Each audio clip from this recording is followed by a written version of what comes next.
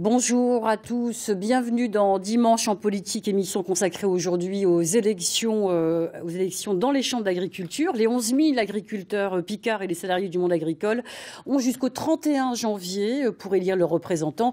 Des élections dans un contexte où l'agriculture traverse une crise sans précédent.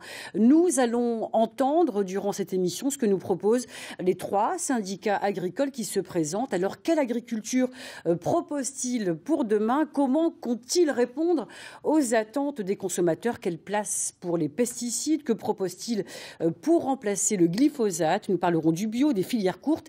Et à 4 mois des élections européennes, nous verrons aussi quelle est leur vision de l'Europe agricole. 3 invités pour débattre ici même. On commence avec vous, Françoise Crété. Bonjour. Bonjour. Alors, vous êtes la tête de liste de la FDSEA dans la Somme. Face à vous, bonjour, Sophie Lénartz. Bonjour. Vous êtes tête de liste de la coordination rurale, le 2e syndicat dans la région.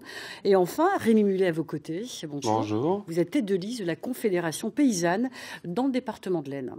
Alors, mais d'abord, pour débuter ce dimanche en politique, les élections dans les chambres d'agriculture ont lieu tous les 6 ans. Voyez le mode d'emploi.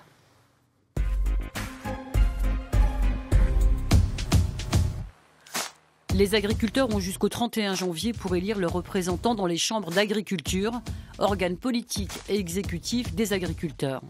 Dans les Hauts-de-France, il existe une chambre d'agriculture par département.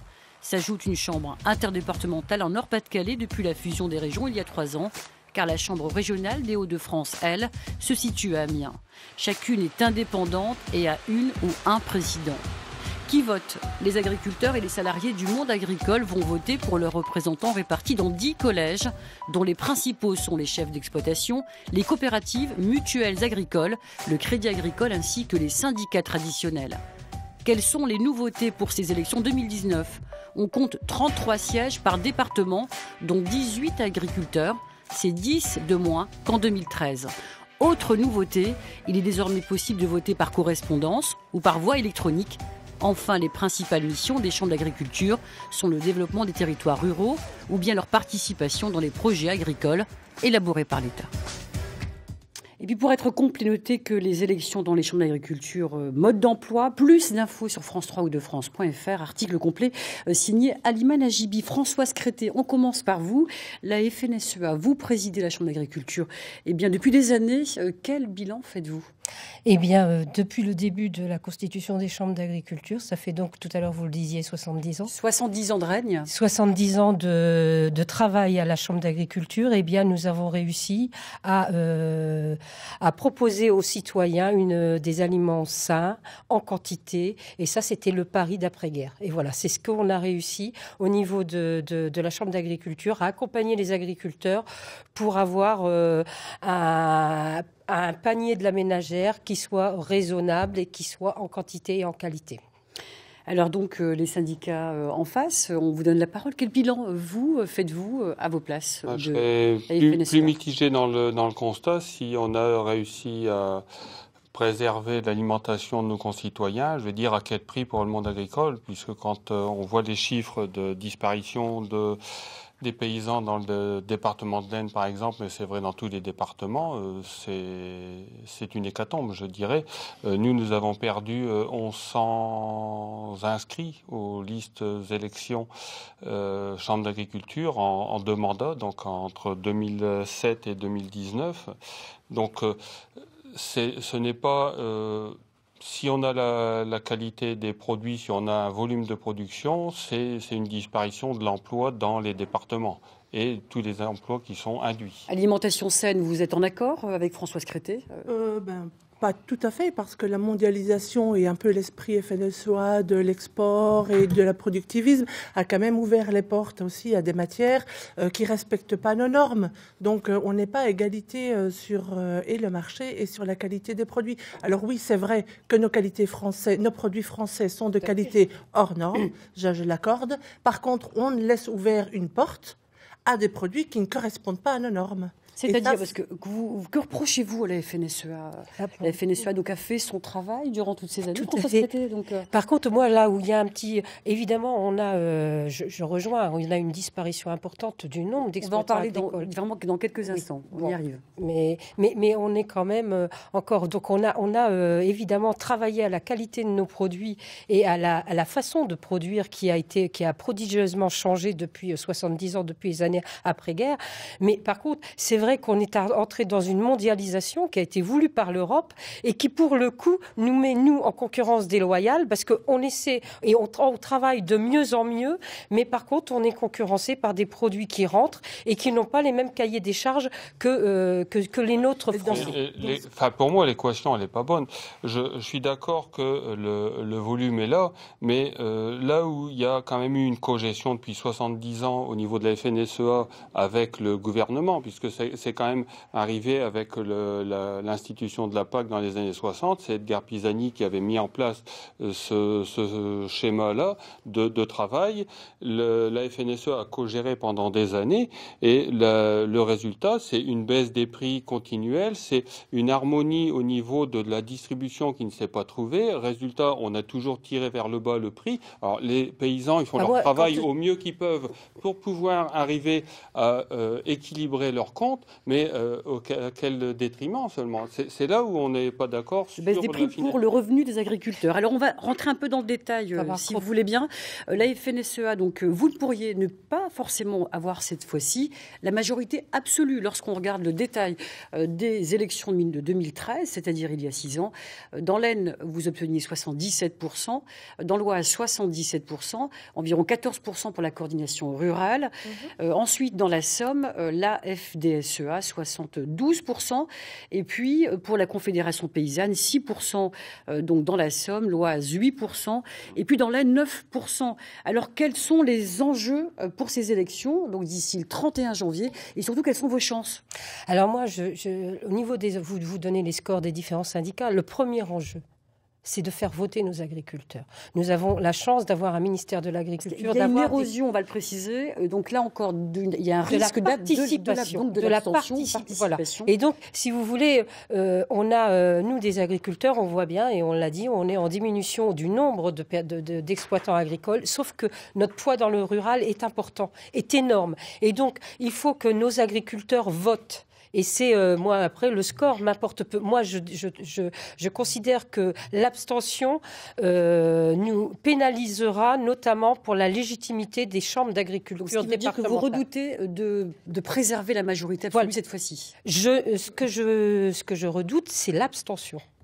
Oui, ces conséquences. Il ne faut absolument pas que nos agriculteurs pensent qu'on ne les soutient pas. On fait, je pense, une démarche. Moi, je voudrais revenir aussi par rapport à la qualité des produits. Nous, à la coordination rurale, on a quand même promu un article qui s'appelle l'exception agriculturelle. On voudrait absolument retirer les matières premières agricoles de tous ces échanges de mondialisation, l'OMC, les libres-échanges, qui font que l'agriculture est une marchandise comme toutes les autres, et ce n'est pas le cas. Alors, revenons sur les enjeux, les chances. Pour votre part, pourquoi les agriculteurs, vous le disiez, votent un peu moins que d'habitude? Parce qu'ils sont débités, parce qu'ils sont au bord. Ils ne se sentent pas suffisamment représentés, leurs attentes ne sont pas comblées. Et c'est là où, si au moins on peut avoir un point d'accord, c'est qu'il y ait une participation maximale. Si on veut avoir une légitimité, si on veut garder notre ministère, si on veut garder nos chambres d'agriculture, qui sont les outils de justement, ces chambres d'agriculture, quel rôle souhaitez-vous qu'elles aient en 2019? Pour notre part, on souhaite que les chambres d'agriculture soient comme un service public. Il ne faut quand même pas oublier... oui et non, je vais dire. Il faut quand même pas oublier que les chambres d'agriculture sont financées en grosse partie par les taxes foncières des agriculteurs. Donc tout agriculteur y a sa place, syndiqué ou non. Donc, il n'y a aucun problème avec ça. Et les services qu'on doit proposer aux agriculteurs doivent être des services de l'ordre de l'administratif, des démarches environnementales, pour une inquiétude sur son métier. Et ce n'est pas le cas aujourd'hui, vous avez l'air de dire. Si, mais il y a quand même une empreinte, qu'on le veuille ou non, une empreinte syndicale qui est, à notre avis, vous visez importante. La FDSEA, c'est ça? entre autres, puisqu'elle est majoritaire. Je suis un peu désolée je ne veux pas contredire. La Chambre d'agriculture, c'est un organisme, c'est une chambre consulaire qui est constituée d'élus. Et donc, évidemment, il y a des projets agricoles qui sont menés. Nous, on a travaillé depuis 1 an sur un projet agricole qui met en avant justement les renouvellements de générations, qui sont un vrai problème dans nos campagnes. Trouver des jeunes qui arrivent dans nos fermes et trouver des salariés agricoles compétents, intéressés. Et ça, c'est un des premiers items qu'on avait mis dans notre projet chambre.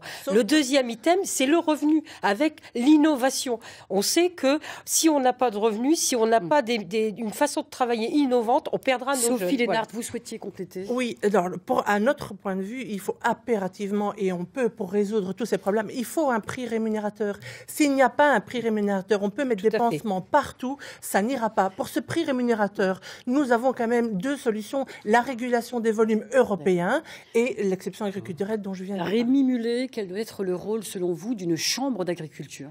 La Chambre d'agriculture, elle doit orienter justement sur les nouvelles problématiques de production dans le monde agricole.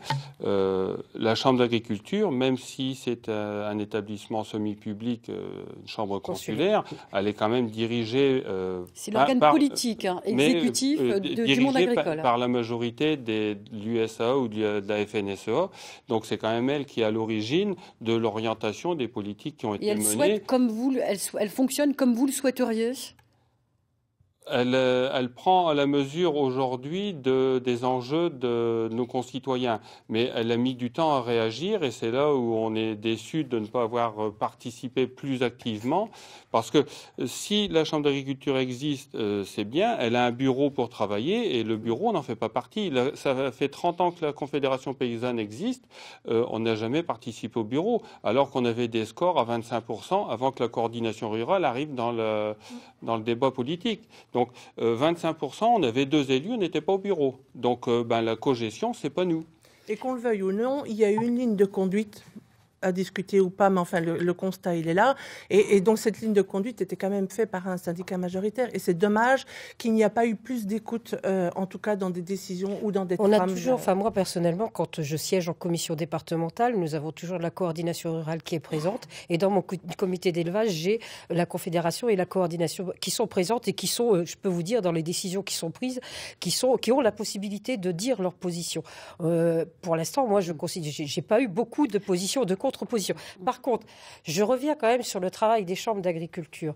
Au niveau du département de la Somme, les chambres d'agriculture font un travail qui est quand même remarquable et qui est peut-être pas tout à fait perçu par les agriculteurs ou même par tout le monde, mais on est en train de travailler notamment les PLUI, la circulation dans les villages. Ce sont des choses qui sont complètement impactantes. On va avancer là sur le fond du débat. Comment comptez-vous répondre chacun donc à votre place, donc avec vos couleurs syndicales, aux attentes très fortes des consommateurs face à une crise de confiance de plus en plus croissante, Rémi Mullet? Le consommateur a besoin d'être rassuré sur ce qu'il trouve dans les magasins, sur les étals, là où il a besoin de s'approvisionner. La Confédération paysanne, elle a mis en avant depuis déjà de nombreuses années ce qu'on appelle maintenant communément les circuits courts, la vente directe, et de pouvoir avoir une relation beaucoup plus privilégiée avec le producteur, ce qui permet de savoir comment sont produits toutes les denrées que l'on peut trouver et d'arriver à avoir, je dirais, cette communication et cette assurance. Vous souhaitez cette proximité, on va dire, entre les agriculteurs et les consommateurs. Ce serait pour vous la solution de demain? Bon, elle existe déjà un peu aujourd'hui, mais vous souhaiteriez la développer?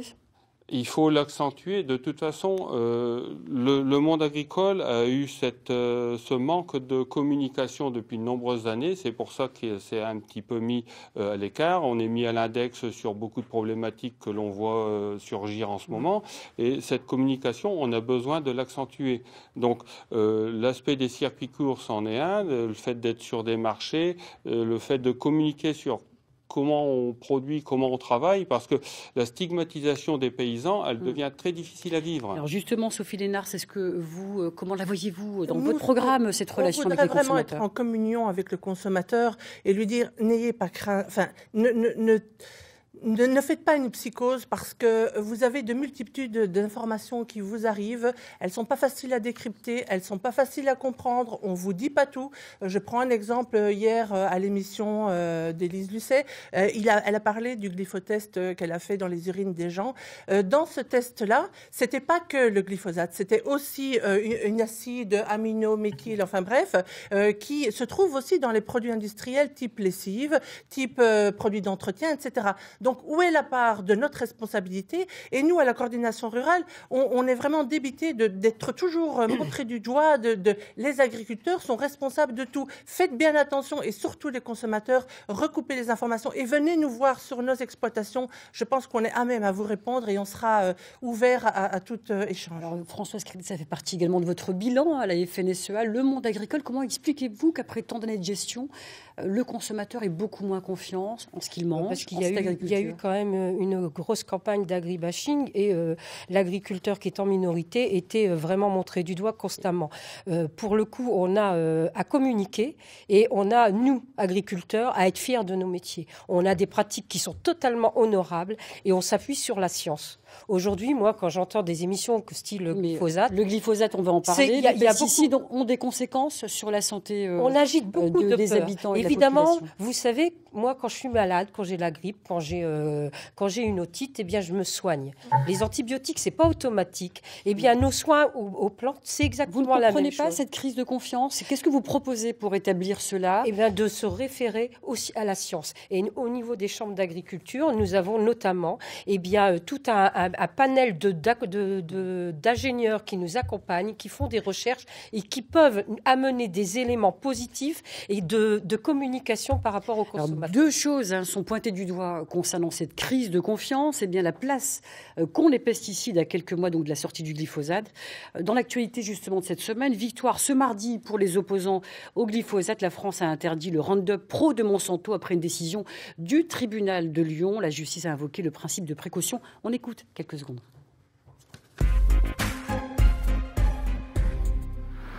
Voici le Roundup Pro 360, désormais interdit à la vente en France. Ce produit à base de glyphosate destiné aux agriculteurs avait pourtant reçu une autorisation de mise sur le marché de la part de l'ANSES, l'autorité compétente.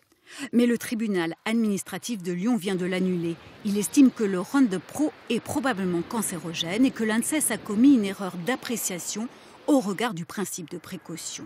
Une victoire pour Corinne Lepage, l'avocate de l'association qui avait porté l'affaire en justice. C'est une décision qui me paraît très importante parce que même si elle ne concerne qu'un type de Roundup, le Roundup Pro 360, la manière dont le tribunal a jugé fait que c'est en réalité tous les Roundup qui sont concernés par cette décision. Le fabricant Monsanto pourrait faire appel. Françoise Crété, votre réaction? Mais moi, je suis pour soigner, pour semer mes cultures, mon blé, et pour le récolter, et pour avoir un blé de qualité. Moi, tous les outils me vont quand ils sont avec ou sans glyphosate, c'est la question. La problématique, c'est que sans glyphosate, je vais devoir passer plus souvent dans mes champs. Je vais devoir notamment retourner au labour, ce qui, sur l'empreinte carbone, a un effet négatif.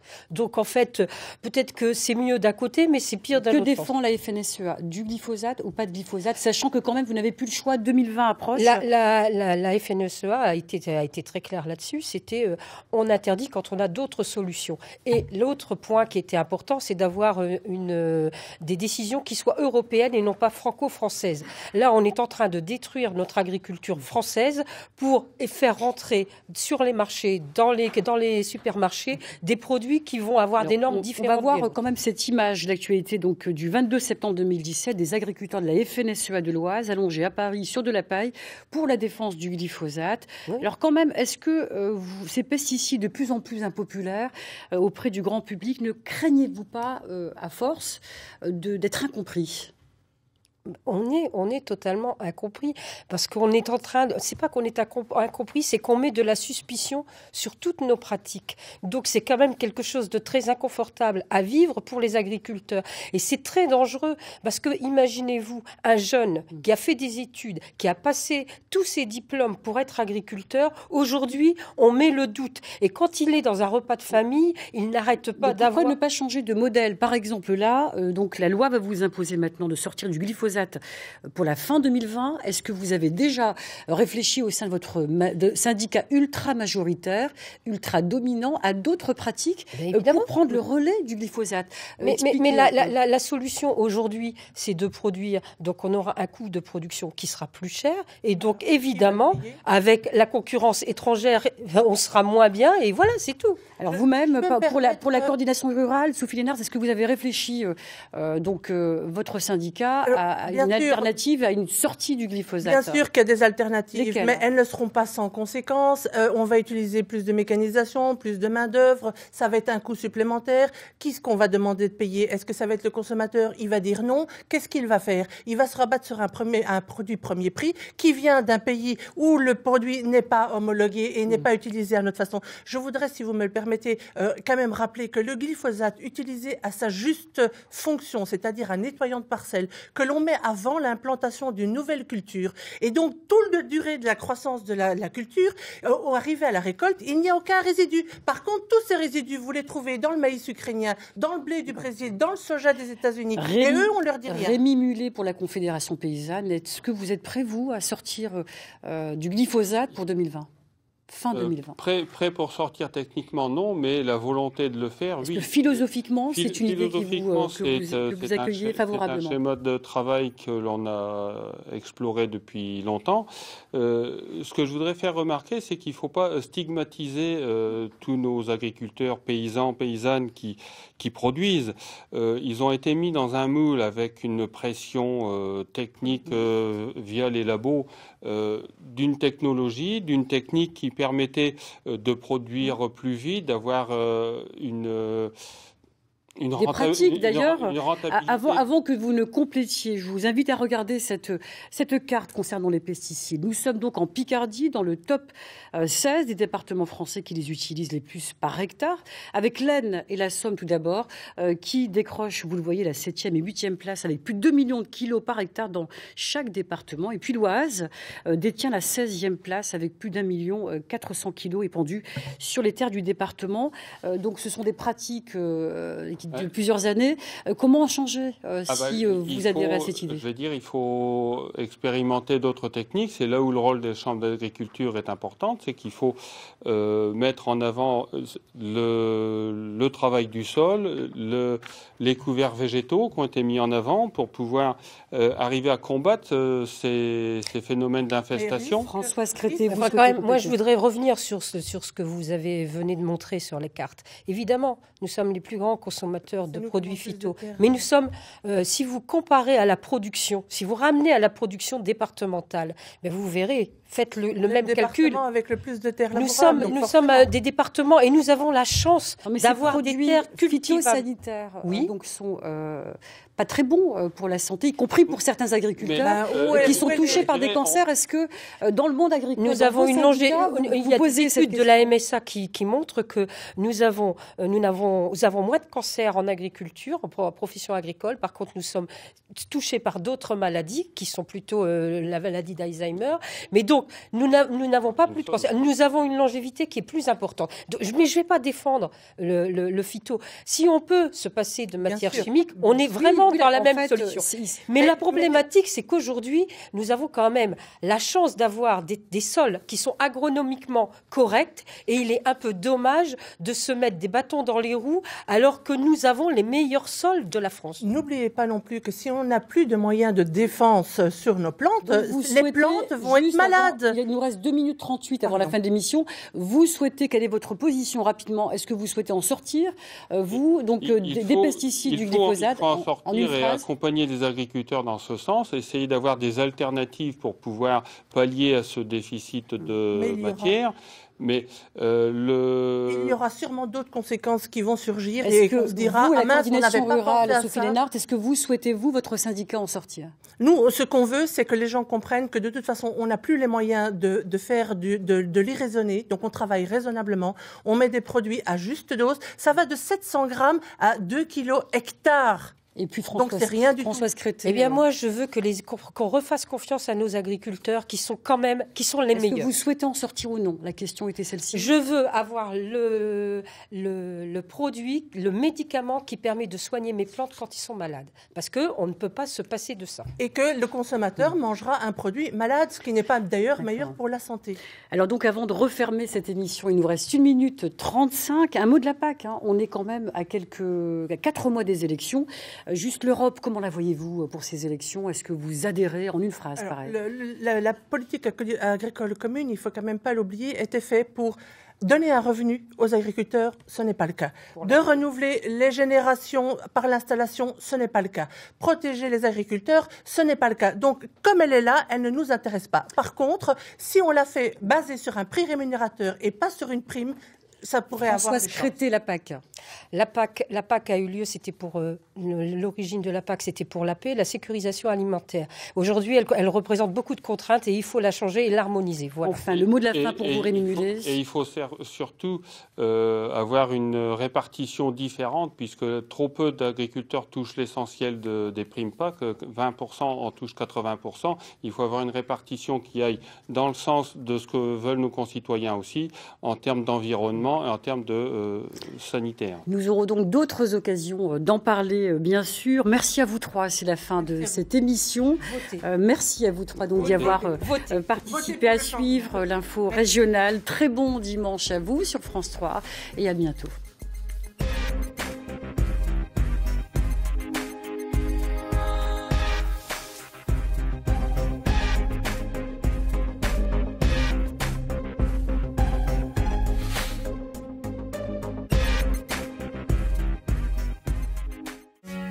Fais-moi